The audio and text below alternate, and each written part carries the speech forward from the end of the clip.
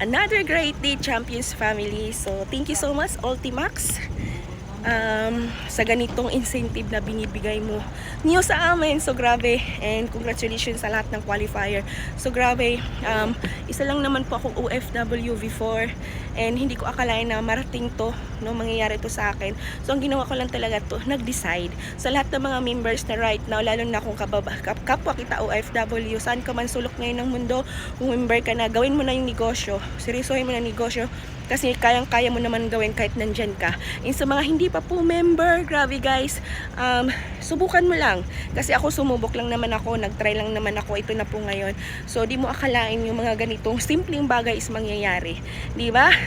So yun lang, and sabi ko nga, kapag makakita ka ng ganitong opportunity, grab mo na po agad. And thank you so much sa ganito pong nangyayari na hindi ko akalain na mangyayari at mangyayari sa akin. So ikaw na po yung next.